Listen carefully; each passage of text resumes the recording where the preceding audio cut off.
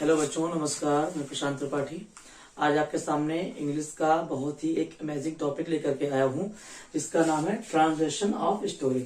आपने देखा होगा ये इंग्लिश के एग्जाम में जब आप बोर्ड परीक्षा देने जाते हैं तो वहां पर ये 5 नंबर का बड़े आराम से आपको आता है और सिंपल सी स्टोरी होती है और उसमें आपको स्टोरी का ट्रांसलेशन करना होता है। तो आप वहां पर अगर आप ट्रांसलेशन तो बचपन से सीखते चले जा रहे हैं। अगर आप आपको प्रेजेंट इंडेफिनिट का दिया जाएगा तो आप बना लेंगे, कॉन्टिन्यूस का बता के दे दिया जाएगा तो बना लेंगे, क्योंकि वहां पे सब्जेक्ट और वर्ब और हेल्पिंग वर्ब बिल्कुल मेंशन होती है कि क्या कब क्या करना है।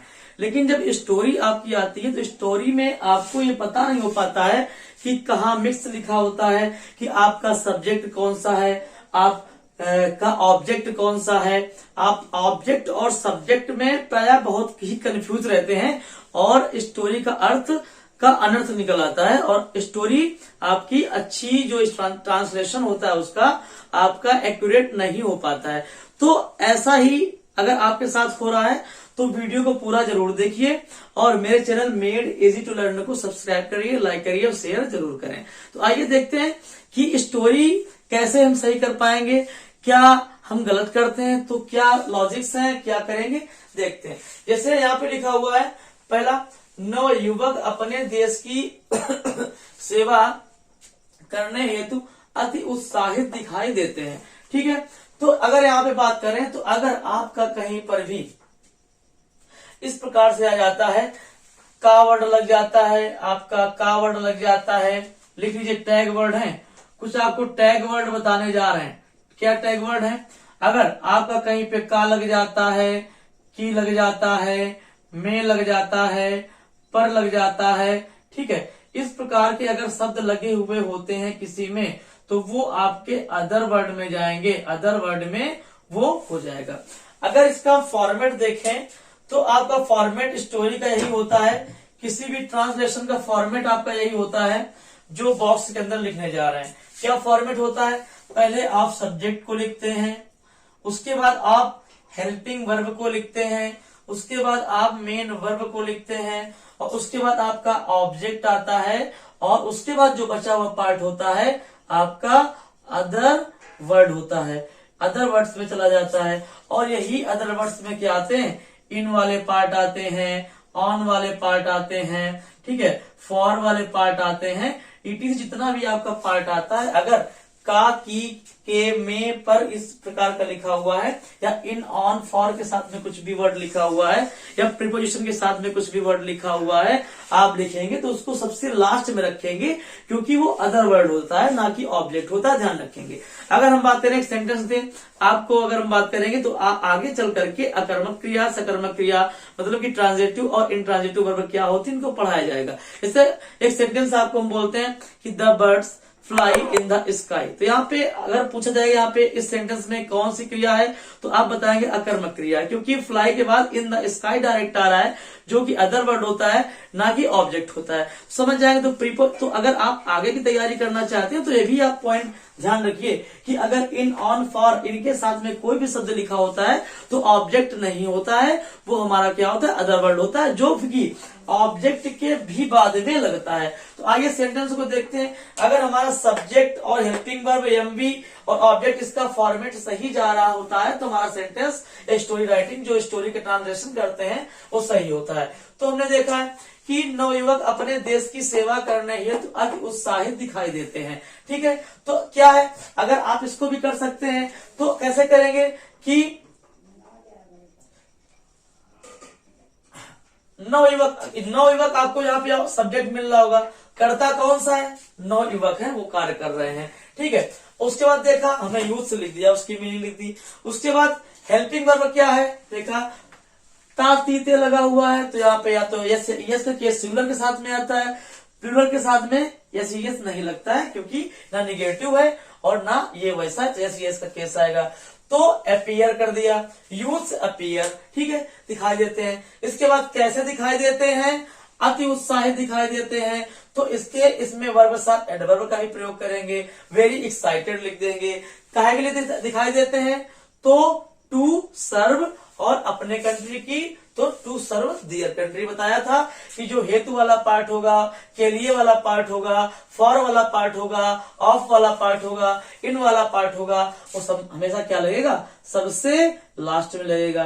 स्टोरी में दिक्कत ये आती है कि बच्चे वहां पे ऑब्जेक्ट को सब्जेक्ट मान लेते हैं और सब्जेक्ट को ऑब्जेक्ट मान लेते हैं, बाकी हेल्पिंग वर्ब तो आप समझते ही होंगे और ये वाले पार्ट आपके बाद में लगेंगे। फिर हमने सेंटेंस किया, देश की दशा सुधारने हेतु प्रत्येक नवयुवक के सहयोग व सेवा की आवश्यकता है। तो बताया था कि हेतु वाला पार्ट आपका बाद में लगेगा, ये वाला पार्ट आपका बाद में लगेगा, तो क्या हो जाएगा, सहयोग व सेवा की आवश्यकता है।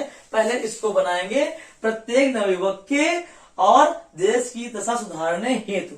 अगर आप इस प्रकार से हिंदी में तोड़ लेते हैं तो भी सही है, लेकिन आप हिंदी में कई बार तोड़ लेंगे, कई बार आपका नहीं टूट पाएगा, ट्रांसलेशन आप गलत कर जाएंगे। तो यहां से स्टार्ट कर, क्योंकि ये पार्ट आपका बाद लगेगा, हेतु वाला ये पार्ट आपका बाद में लगेगा, तो मेन बचा क्या, यही हमारा सब्जेक्ट हो जाएगा। जो इस पार्ट के बाद जो बचता है वहां से सेंटेंस की स्टार्टिंग करते हैं। तो क्या हो जाएगा, सहयोग व सेवा की आवश्यकता है। सहयोग की क्या होती है, कोऑपरेशन होती है। वा की हमने लिखी एंड लिख दी, सेवा की हमने सर्विस लिख दी। अब देखा यहाँ पे आवश्यकता है, ठीक है, तो किसकी आवश्यकता है, नवयुवक की आवश्यकता पड़ रही है। तो the cooperation and service of every youth, यहाँ पे हमने पहले लिख दिया है, अगर आप चाहें तो यहां से बना सकते हैं द कोऑपरेशन एंड सर्विस। अगर क्योंकि अगर इसको इस प्रकार से बनाएंगे, क्योंकि ता ती ती वाला कॉन्सेप्ट चल रहा है, तो यहाँ पे हमने नीड का प्रयोग किया है ना। अगर इसको आप पैसिव में बनाएंगे, अगर इसको आप पैसिव में बनाएंगे तो ये ऑफ एवरी यूथ को बाद में भी आप लगा सकते हैं। तो दो तरीके से सेंटेंस बनेगा, द कोऑपरेशन एंड सर्विस क्या है, इज माने है, आवश्यकता है, is needed of every youth to improve the condition of country. बताया था ये टू वाला पार्ट, फॉर वाला पार्ट, इन वाला पार्ट तो बाद में लगता है। और अगर आप इसमें दिक्कत कर रहे हैं कि आपको लग रहा है कि हेल्पिंग वर्ब के पास साथ में पहले ऑफ लग गया है, तो आपको पैसिव बनाना पड़ेगा, क्योंकि ये जब पैसिव लोग बनाते हैं तो किसी दूसरे द्वारा कार्य किया जाता है। तो यहाँ पर नवयुवक को कार्य करना है, इसलिए यहाँ पे हमने पहले लिख दिया है हेल्पिंग वर्ब के। अगर आप पैसिव बनाते हैं तो उसके बाद ऑफ एवरी यूथ लिख सकते हैं। तो सेंटेंस दो तरीके से बन सकता है। फिर हमने देखा हमारा साधारण किताबी ज्ञान विशेष उपयोगी नहीं है। तो क्या हुआ, यही हमारा सब्जेक्ट बिल्कुल आसान सा है, हमारा साधारण ज्ञान किताबी ज्ञान। अवर सिंपल किताबी को होती बुकिश, ज्ञान नॉलेज होती है। फिर क्या है, ये इस सिंगुलर है, अनकाउंटेबल नाउन ज्ञान होता है, नॉलेज तो क्या हो जाएगा, सिंगुलर होता है, अनकाउंटेबल नाउन हमेशा ध्यान रखेंगे।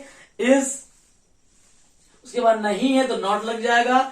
यहाँ पे विशेष उपयोगी की स्पेशल यूजफुल लिख सकते हैं, नहीं तो अगर आपको यहाँ पे विशेष की जगह पर अगर बात करना है लिखना है तो पर्टिकुलरली का प्रयोग भी कर सकते हैं, पर्टिकुलरली यूजफुल। ये बिल्कुल सिंपल सेंटेंस था। फिर निर्धन किसान यह जानना चाहता है कि वह अच्छी फसल कैसे उत्पादित करेगा। तो पहले जहां तक ये लिखा गया है इसका बना देंगे, फिर उसके बाद की से स्टार्ट कर देंगे। तो निर्धन किसान की द पुअर फार्मर जानना चाहता है, सिंगुलर की बात हो रही है, तो वांट हर एक व्यक्ति जानना चाहता है ना, क्योंकि तभी निर्धन किसान जानना चाहता है, एक की बात हो रही है, हर एक की बात हो रही है, प्रत्येक किसान जानना चाहता है। द पुअर फार्मर सिंगुलर है तो वांट्स टू क्या नो हो गया कि वह अच्छी फसल कैसे उगाए।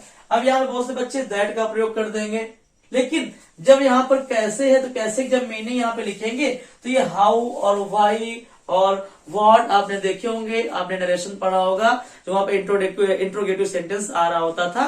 तो ये सारे कंजक्शन का कार्य भी करते हैं और वहां पे हम लोग इफ या वेदर का प्रयोग नहीं करते थे। तो इसी प्रकार यहाँ भी दैट का प्रयोग करने का आवश्यकता नहीं है, ये जोड़ देगा, जो की का अर्थ ये हमारा दे देगा।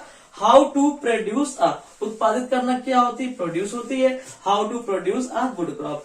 तो मेन बताने का मकसद मेरा ये है कि अगर आप स्टोरी करते हैं, आपको टेंस की नॉलेज है, तो आप बड़े आराम से कर जाएंगे। लेकिन जब वो दिक्कत आती है, वो दिक्कत आपको आती है कि ऑब्जेक्ट कौन सा है, क्योंकि स्टोरी मिक्सिंग में लिखी होती है, वो मिक्स फॉर्म में लिखी होती है, वहां पे लंबे लंबे सेंटेंसेस होते हैं, कहीं कॉमा होता है, उसके बाद फिर एक सेंटेंस लिखा होता है। तो आपको टुकड़े टुकड़े में करते हुए चले जाना है और बड़े आराम से सब्जेक्ट को और ऑब्जेक्ट को बिल्कुल पहचानना आसान होता है। अगर आप इतना पहचान जाएंगे, हेल्पिंग वर्ब सभी लोग जानते हैं और क्रिया सभी लोग जानते हैं, सब्जेक्ट और ऑब्जेक्ट को पहचानना ही कला है। उसके लिए क्या करेंगे, हमने कुछ टैग वर्ड लिख दिए हैं, या आपके सामने टैग वर्ड्स लिखे हैं कि जो में, का, की, पर इस प्रकार के सेंटेंस आएंगे के साथ सेंटेंस लिखा हुआ होगा, वो अदर वर्ड में चला जाएगा या ऑब्जेक्ट के फॉर्म में चला जाएगा। मतलब कि वो सब्जेक्ट हमारा नहीं होगा, उसके बचा वाला पार्ट जो भी होगा उसको हम क्या करेंगे, एज ए सब्जेक्ट मान लेंगे। जैसे हमने यहाँ पे लिखा हुआ है, देश की दशा सुधारने हेतु प्रत्येक नवयुवक के सहयोग और सेवा कर सकता है। तो हमने यहाँ पे देखा था कि यहाँ पे लिखा हुआ था प्रत्येक नवयुवक के, ये भी पार्ट बाद में जाएगा, हेतु वाला पार्ट बाद में जाएगा। तो बच्चा तुम स्टार्ट कहां से करेंगे, यही पार्ट जो है जो किसी के साथ में हेतु, के, पर, इन कुछ नहीं लगा है, तो यही हमारा सब्जेक्ट हो जाएगा। यहां से स्टार्ट करेंगे, दो तरीके से बनेगा। अगर क्योंकि सेवा दूसरे द्वारा की जा रही है तो यहां से पैसिव वॉइस भी बन जाएगा, तो पैसिव वॉइस बनाएंगे तो इज नीडेड कर देंगे, ऑफ एवरी यूथ कर देंगे। अगर आप सिंपल बनाना चाहते हैं तो आप इसको द कॉपरेशन एंड सर्विस, किसकी आवश्यकता है, of every youth need to improve the condition of our country. इस प्रकार से हमारे सेंटेंस की स्टोरी हो जाएगी। आपको एक ये हमने बताया करके, ऐसी आपको कम से कम एग्जाम तक 4 से 5 स्टोरी कराएंगे जो हमारे एग्जाम में आई है, और ये 2022 के एग्जाम में आया हुआ है, आपके मॉडल पेपर में दिया गया होगा। तो इसी प्रकार से 5 स्टोरी कराएंगे, आपको समझ में आ जाएगा कि कैसे क्या स्टोरी करना है, कब ऑब्जेक्ट होगा, कब सब्जेक्ट होगा। तो मेरे channel Made Easy to Learn को लाइक करें, शेयर करें, सब्सक्राइब करें। Thank you guys, thank you very much.